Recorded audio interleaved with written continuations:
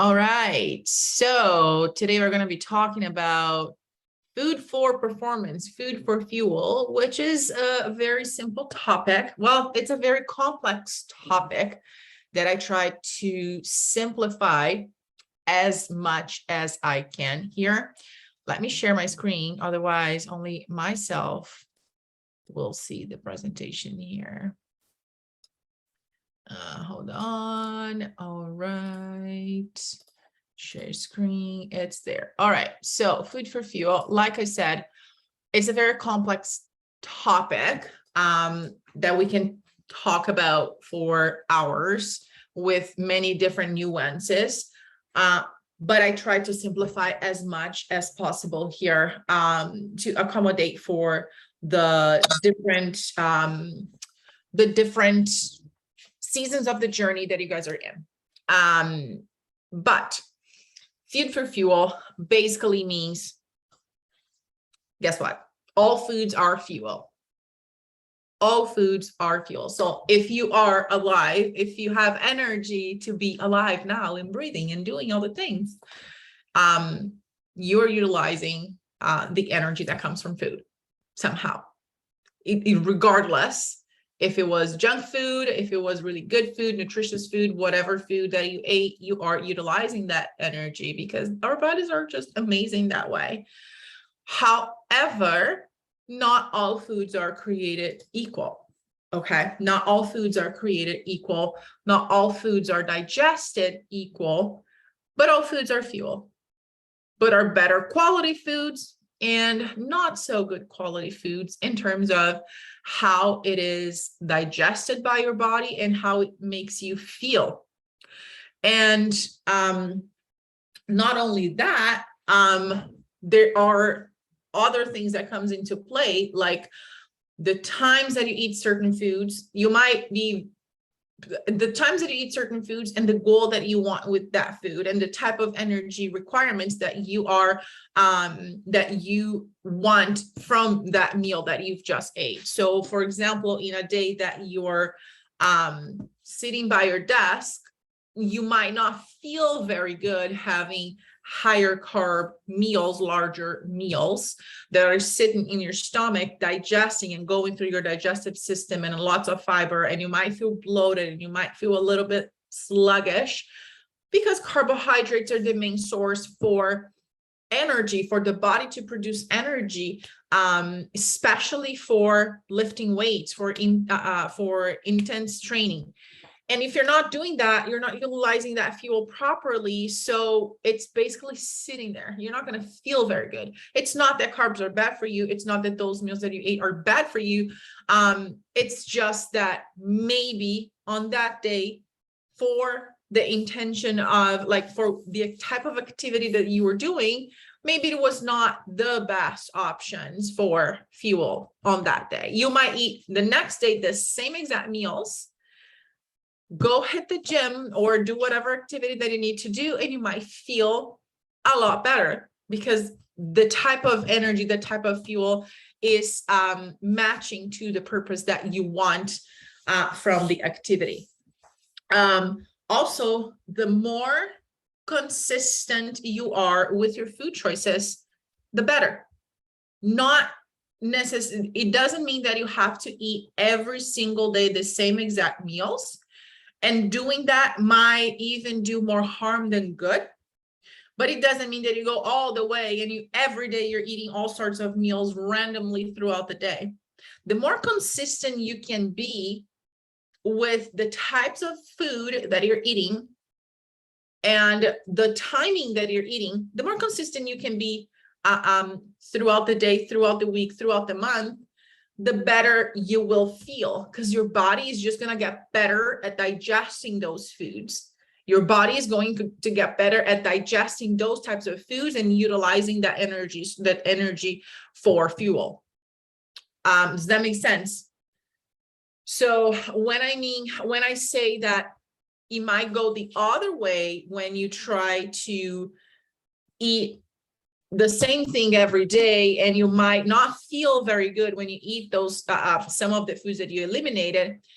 A good example of that might be for people who eliminated dairy from their diet or carbs from their diet, or they became vegan or vegetarian, or any sort of elimination diet. Or if you go through a very restrictive diet where you're eating the same exact meals every single day, your body will react differently, will take a little bit to get used to digesting those foods that you eliminated in the first place, because it's not used to those foods anymore. The same goes for when you have a really big free meal or cheat meal, or you just say fuck it and eat whatever you want on one day. You feel terrible. Your digestion goes to shit. Excuse my French, but it's just what happens, because your body's just not used to digesting that combination of foods, those meals in that quantity specifically. It's not used to doing that. So it will react in a way. You'll feel bloated, you'll feel sluggish, and so on and so forth. So completely eliminating foods from your diet might not be a good idea, okay, in terms of your digestive system, in terms of how you want to feel. And it explains also why you might feel a little bloated, or you might think that you have like a dairy sensitivity or dairy allergy, or any other food, like fill in the blanks there. It doesn't need to be dairy, but any other foods that you try to eliminate, and then once you have it, you feel bad. It's not that that food or that kind of food is bad for you. It's just that your body got used to not digesting it, and literally is not producing the enzymes that digest that type of food. So when you have it, your body doesn't know what to do about it, literally. So, and probably when you have it, you don't have it in moderation, you have a ton of it, which is even worse. So eliminating foods from your diet is never a good idea, except when like it's been proven that any combination of those foods, that any quantity of those foods are really irritating your digestive system. But for the most part, eliminating foods and eliminating food groups do more harm than good. Or just know that if you try to eliminate those foods, if you try to eliminate certain types of food, just know that when you reintroduce it, your body is going to react differently. But it's not because the food in itself is bad. Okay, that's what I want you to understand. There's no good food or bad food. Your body can digest all of the foods. It's just a matter of how consistent have you been eating those kinds of foods. That happened to me personally when I did low carb, paleo, whatever bullshit I was doing for years, like not eating carbs, not eating what else? Was I not eating? I wasn't eating carbs, basically like starchy carbs. So I wasn't eating rice or bread or pasta. So I went for a very, very long time without having those things. And whenever I had it, I blew up like a balloon, or at least that's how I felt. Of course, that's how I felt. I felt bloated, and I knew that that food was not making me any good, but it's not because those foods were bad. It was because my body was not used to handling those types of foods. And then once I got back into a schedule of eating those more frequently, my body got used to digesting those things. A good example, again, personal example, right after my competition, I think you guys know this story already, but right after my competition, right after the show, and on the show day, you are the leanest and you are dehydrated, and your body is just so sensitive. Anything that you do to your body, it will react somehow, because it had just been weeks over weeks of very consistent meals and very few calories. And so my body was just used to a little bit of food and a little bit of certain food. So I wasn't having that that ton of variety in terms of nutrients. So anything in addition would make my body react in a certain way.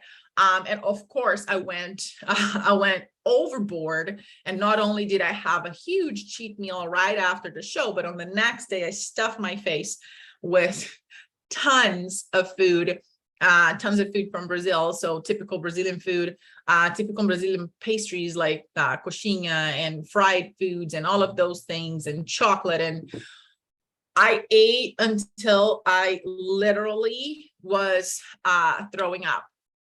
I'm not kidding. So I was like, it was so bad.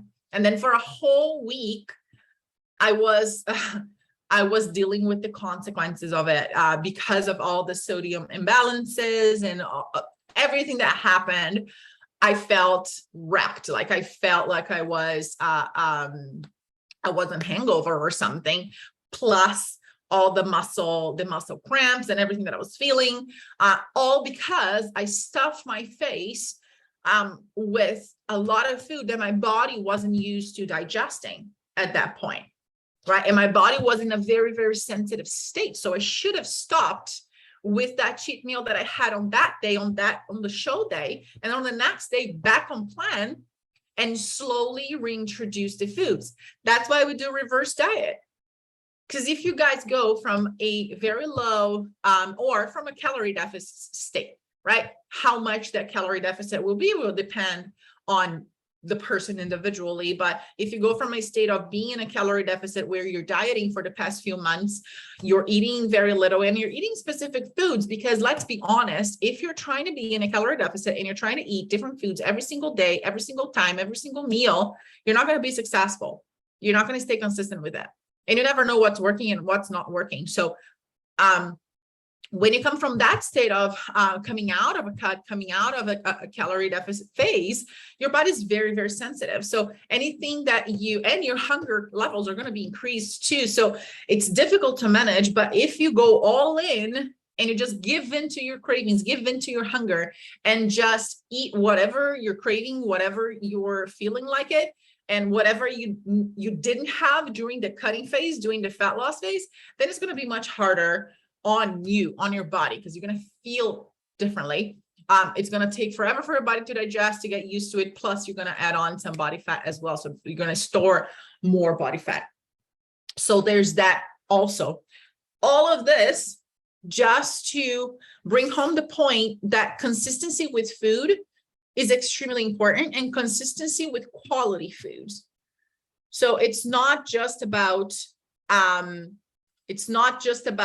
calories in, calories out. It's not just about fitting into your macros, but it's also about what are the quality of the fuel that you're putting into your body. And I don't want you to get crazy about this and obsessed about like every single tiny thing, like should I get organic or should I get non-GMO, or that stuff doesn't matter. I don't care for that stuff. Like if you can get organic, good. If you can't, also good. But what's important for you to stay consistent and to eat and to not think that you need that variety every single day, every single time, because the more you have that variety, the harder it is to assess what's really working, what's not working.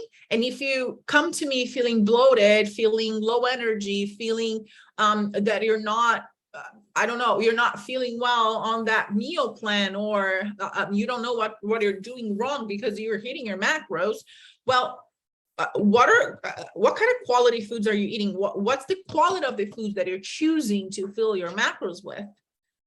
And why do you need to eat different foods at different times in the day, every single day? Why not follow a schedule? So that's so for those of you who are starting with me now, you know that we start on a meal plan. We start with more structure, exactly because I want to see what's working. And for us to evaluate what's working, we need to have that structure, and we need to be consistent on that structure. So we know, oh, okay, your body doesn't react well to this, or your body does react well to that.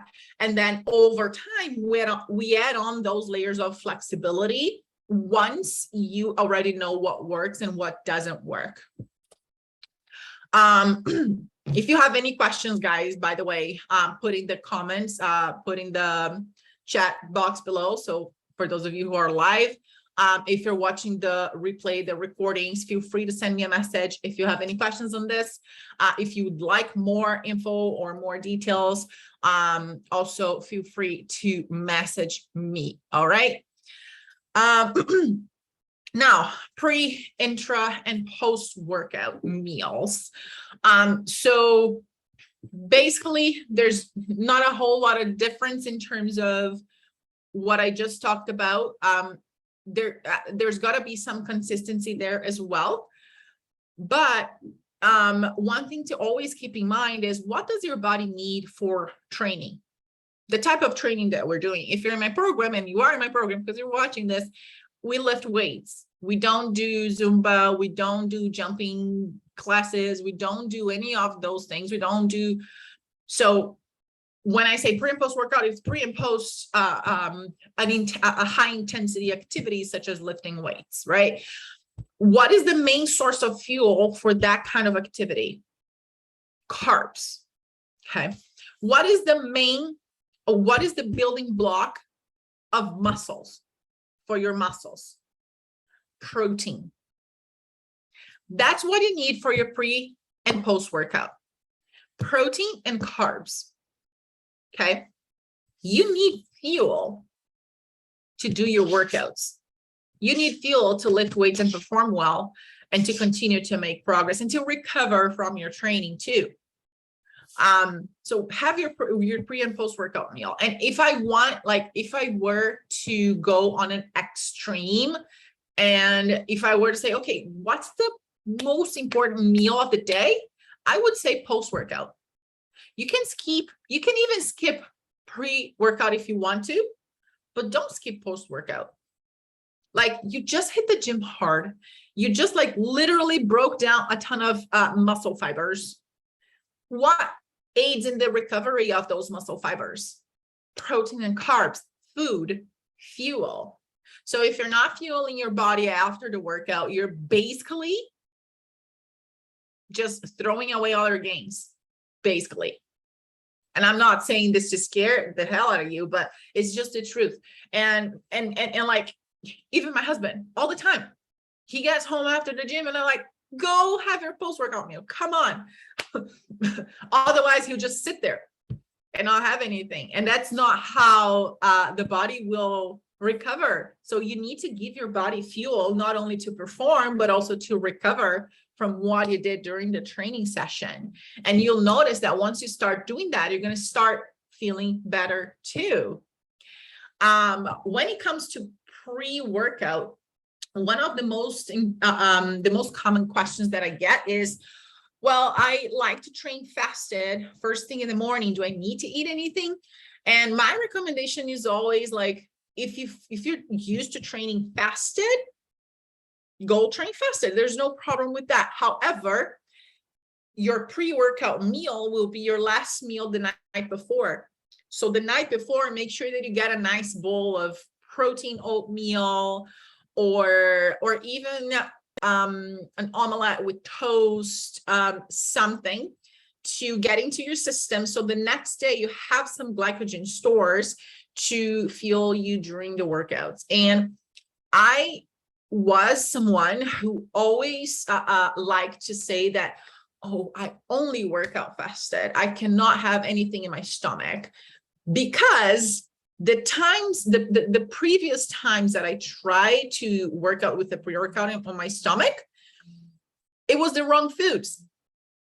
That's the thing. So if you're having eggs as pre-workouts, if you're having peanut butter, tons of peanut butter as pre-workouts, if you're having beef as pre-workout, if you're having fats in your system, will slow down digestion. Therefore, you're not going to feel as productive. Your performance will tank a bit during the workout.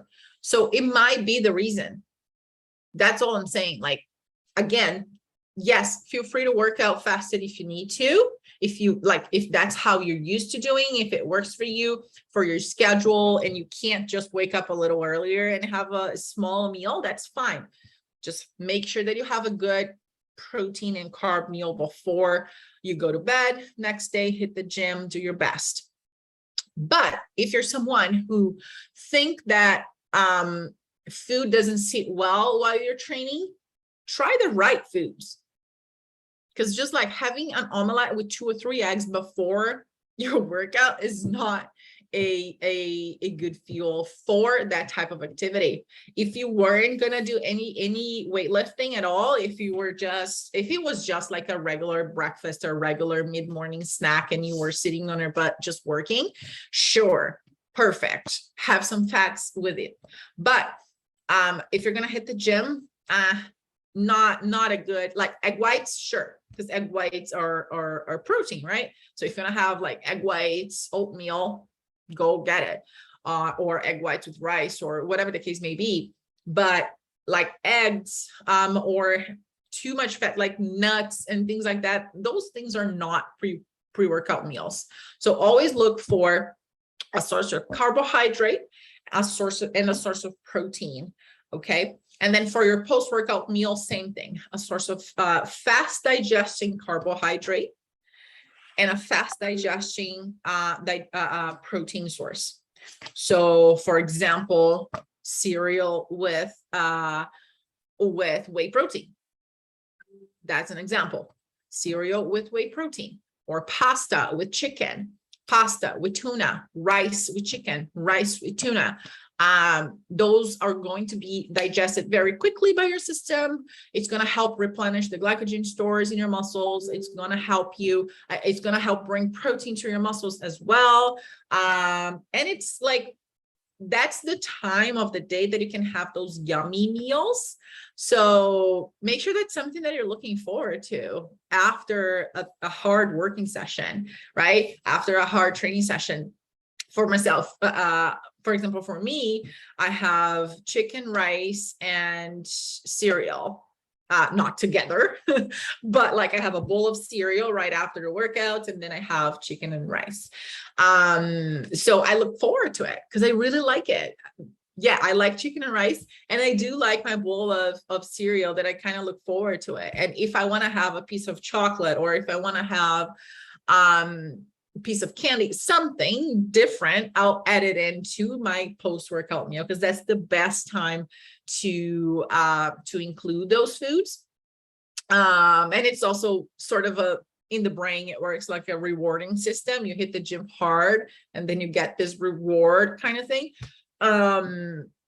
Don't take this mentality too extreme, like take this with a grain of salt, you know what I mean, right? But yeah, so pre and post workout meal, protein and carbs, fast digesting for post, and then intro workout, which a lot of you don't need yet.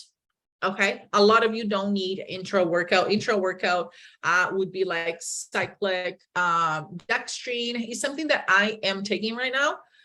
My coach introduced to me when I was prepping for the photo shoot, and some intro workout, some cyclic dextrine, which is a very fast digesting carbohydrate. It's basically sugar, but it doesn't taste like sugar. Blended with some amino acids, really good during the training, so you can sip in. And it really helps with it boosts performance. You feel better, you train better. Yes. And so that's it. Sorry, I got distracted here. All right. So intro workout. If you have any questions about intro workouts, intro workout meals, just comment below. And if you're watching the replay, you can feel free to send me a message as well. I will let you know if you need one. Most of you don't. And I would rather have those extra carbs after your workouts anyways, or before. But yeah. Now, okay, does more food equal more performance? Does stuffing your face with food help you perform better in the gym? Not always. More doesn't equal better. Better is better. So not because we're talking about how good having carbs after your workout is, it doesn't mean that you have to go and stuff your face and have like 100 grams of carbs or 200 grams of carbs in one sitting and eat a whole pizza. And pizza is not just carbs, it's fats together. So, but always keep in mind how you feel after. So it's always a good exercise to, after having a meal, making a note of how you're feeling digestion wise and energy wise. Okay. Especially if you're feeling like sluggish, if you're feeling like that mid-afternoon, there's the energy crash. If you're feeling like you're sleepy all the time, if your workouts, if your training sessions are not as productive as it used to be, it might be a sign that we need to adjust some things. Pay attention to what you're eating before, pay attention to what you're eating after, how you're feeling your body properly, what kinds of foods are you choosing. So it's very easy when you're tracking macros to go down the rabbit hole of just adding in foods that might not sit well in your digestive system, but you just want it because you can.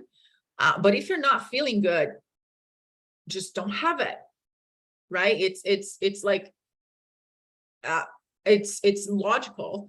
So there are certain foods that that don't feel good when you eat them, but you want to eat them, but you do that consciously. Sure, every once in a while. But like if every day you're feeding in certain things because you can, but you don't feel good about it, but you're feeling like that lack of energy or that lack of clarity, mental focus, and your performance is not where it used to be in the gym, then it might be time to swap for something that's more nutritious, at least on a day-to-day basis, at least like most of the day, and save some of those foods that you eat because you enjoy, save those for your free meal, for the weekends, for like more sporadic occasions, instead of the day-to-day routine. On the day-to-day routine, try to be as consistent as possible with your food options, and your food options, your meal sizes, and meal timing, so we can pinpoint when something happens, we can easily adjust it because we know what to look for, because we know where things are at. If you're doing many different things at many different times in different ways, it's really hard to pinpoint what's working, what's not working, right? And that doesn't mean that I want you guys to eat boring foods all the time. It doesn't have to be that way. What makes the food different and taste different and feel like you're having different foods is the seasoning and how you prepare it. So you can make out of ground chicken or out of ground beef, you can make hamburgers, you can make meatballs, and you can make you can make tacos. Just 3 examples of 3 completely different foods. It's going to taste totally different, but they're the same. It's ground beef, right? Same thing for chicken, same thing for fish, same thing for your sources of carbs. You can mix and match however way you want. The same types of foods, like the same foods, but in different ways with seasonings, and preparation is a little different, and pairing with different things. So meatballs with pasta, or burger in a bun, or even meatballs with rice, or whatever the case you want to pair things, are still the same foods, but it's going to feel like you're eating different meals because they are prepped in a different way, but your body is used to digesting the ground beef, and it's used to digesting the things that you are always preparing. Does that make sense? And when you go on the route of, okay, I'm going to eat more because I'm going to hit the gym hard, so I'm going to eat a lot, that might go the opposite way. It will slow down your digestion, and then it slows down your digestion. You feel bloated, you feel sluggish, and you can't perform well. Make sense? Okay. Energy balance. I think I touched on this subject already, not just about calories in and calories out. So energy balance for those of you who aren't familiar is the body is always seeking balance in terms of it will do everything it can to maintain us where we are, to maintain our body weight where it is. So when we eat 2,000 calories and we spend 2,000 calories and we burn 2,000 calories, we are in a balance, right? If we burn 2,000, but we eat 1,500, we are in an energy deficit of 500. If we eat 1,200 and we burn 2,000, we're going to have 500 of surplus. However, it's way, way, way easier to control the amount of energy that we take in because we can literally measure our foods and control that. But we cannot control the amount of energy that our body burns. We cannot, not that we cannot control, but we cannot quantify. So your Apple Watch showing how many calories you're burning on that exercise is lying to you because that's not accurate at all. At all. You can use that to motivate you. You can use that as you know, sort of a tracker, but your Apple Watch doesn't know how many calories your body is burning at all. Like that, no chance. No, no smartwatch does that. Okay. Just to put some context to the energy balance. So when it comes to tracking the macros, when you're tracking macros, you're tracking calories, right? Because each macro, protein, carbs, and fats, has its own caloric quantity, right? Delivers a certain amount of calories. And when we start tracking your food, when you start using MyFitnessPal, it's very exciting to see that you can eat whatever you want, basically, as long as it fits within your caloric budget, as long as it fits within your macro budget.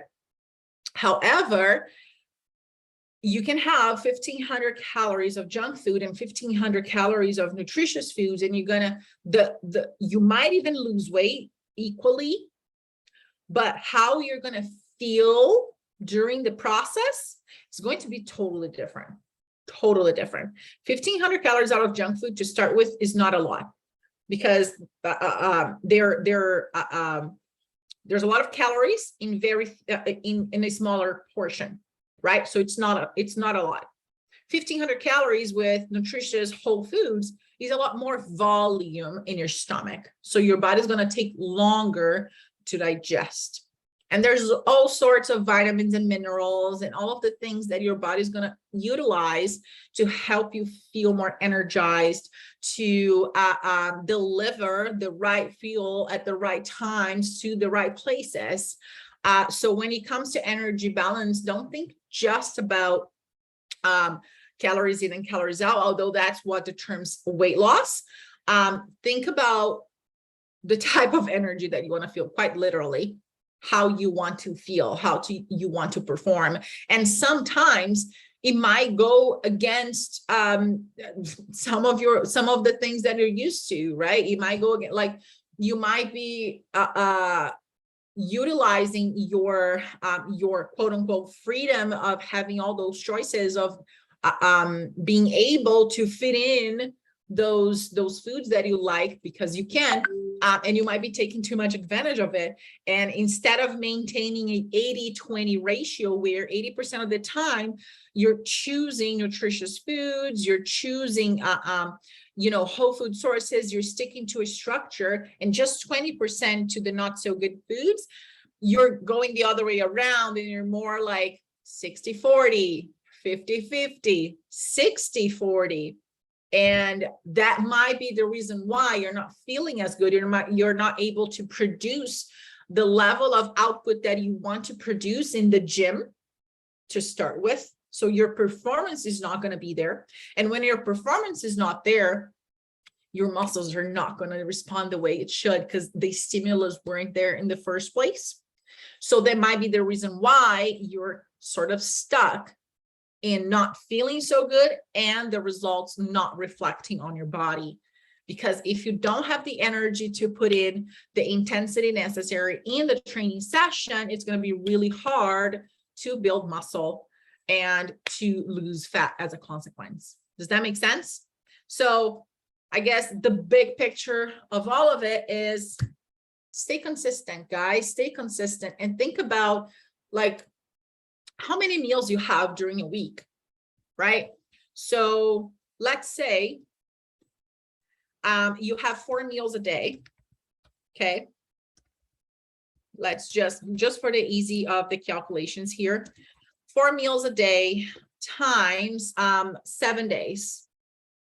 Okay, 4 times, do I need to do that on a calculator? Yeah, equals 28 meals, right?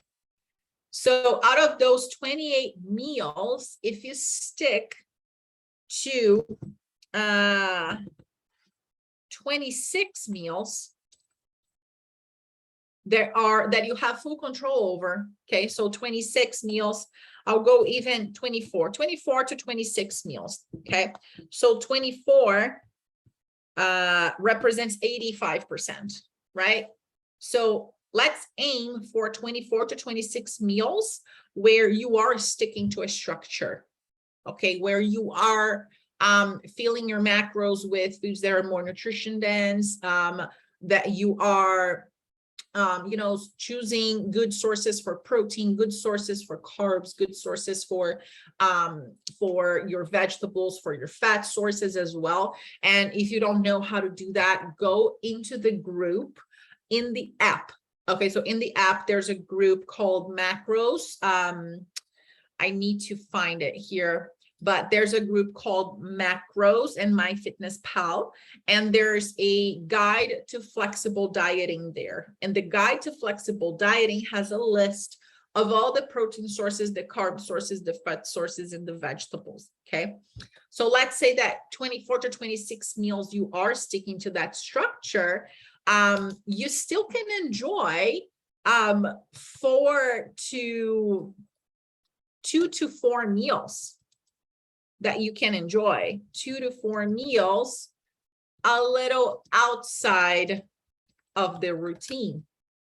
Ideally, you want to do 27, right? Ideally, you want to stick to 27 and have 1 meal where you don't have full control over. The last meals you are living up to estimate and you cannot control, the better.